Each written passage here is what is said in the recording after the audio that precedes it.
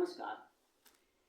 अभी 15 दिन बीते होंगे कि वाराणसी से एक खबर मिली थी कि खंडेलवाल साहब, जिनकी संपत्ति 80 करोड़ रुपए है और उसके अलावा उनके मकान और संपत्तियां हैं, और उन्होंने अपने जीवन में 400 पुस्तकें लिखी हैं जो हर तरह से समाज में एक प्रेरणा का स्रोत है।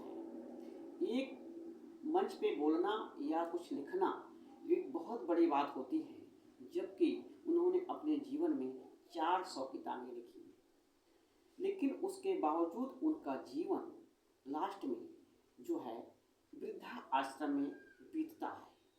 सोचने वाली बात है। इसी तरह से हमारे गोरखपुर में भी एक ऐसी घटना घटी थी।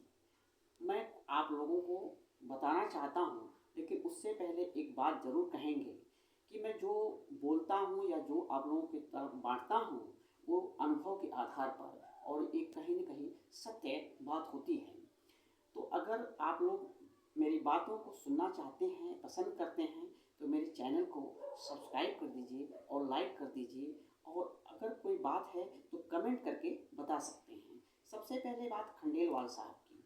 सोचिए कि एक व्यक्ति के पास जो जोशता है अपने काम करके कि कुछ हम धन इकट्ठा कर लें, या जो भी धन इकट्ठा करता है, चाहे वो झोपड़ी में रहता है, मकान या बिल्डिंग में रहता है, हवेली में रहता है या राजमहल में रहता है, उसकी जो भी दौलत होती है उसके पुत्र की होती है।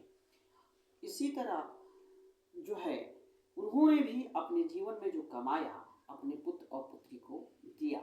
एक पुत्र उनका बहुत बड़ा बनारस में व्यवसायी है और उनकी बेटी और दामाद सुप्रीम कोर्ट में बहुत बड़े वकील हैं, लेकिन उन्होंने अपने जीवन में इतना कमाई करने के बाद भी सुकून की ज़िंदगी नहीं जी पाए, और अंत में जब उनका समय बुढ़ापा का रहा तो वह वृद्धाश्रम में चले गए, और वो भी एक संस्था के माध्यम से।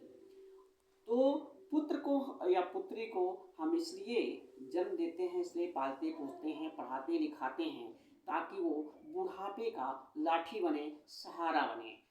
जवानी तो खुद में कमाने में या अपने पैरों पे खड़े में बीत जाती है, लेकिन पुत्र और पुत्री को इसीलिए पालते और पोसते हैं, पढ़ाते हैं, ताकि वो बुढ़ापे में सहारा बने। लेकिन वो सहारा न बन करके बल्कि उनके लिए एक जो है असहाय बन गए, और उनको वृद्धाश्रम में अपनी ज़िंदगी गुजारनी पड़ी।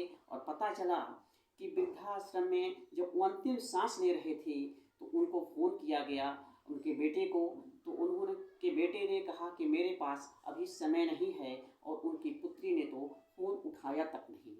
सोचिए, एक बेटा और बेटी जो संपन्न होने के बाद भी उनको अग्नि नहीं दे पाए, और उसी संस्था के जो लोग थे उन्होंने उनका अंतिम संस्कार किया। गोरखपुर की एक बात है कि एक व्यक्ति बेतिया हाता के पास रहते थे, और उनके पुत्र भी इसी तरह अमेरिका चले गए।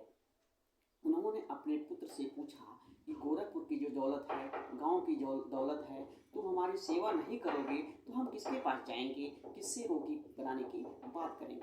अगर कहो तो मैं किसी को रख लूँ।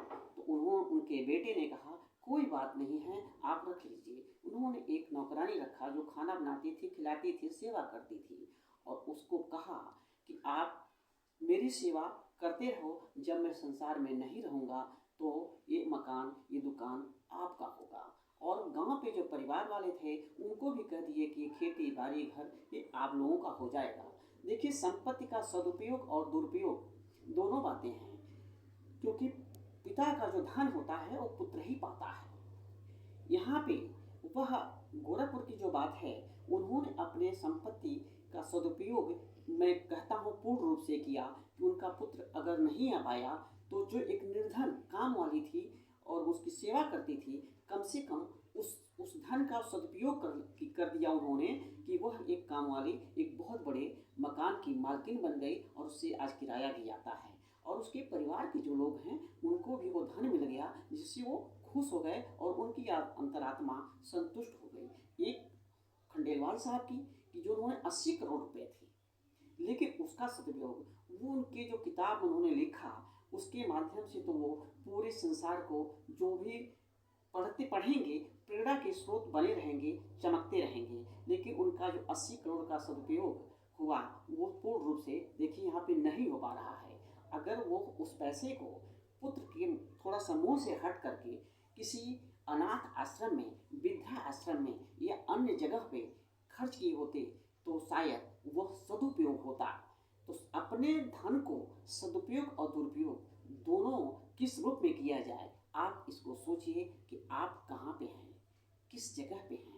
मंथन करिए कि अपने धन का सदुपयोग और दुरुपयोग किस तरह से किया जाए, सदुपयोग कैसे किया जाए, जिसके कि आपके कमाए हुए धन से आप संतुष्टि मिले। और ये साक्षात प्रमाण है और ये चीज़ें कहीं न कहीं हो रही हैं। धन्यवाद।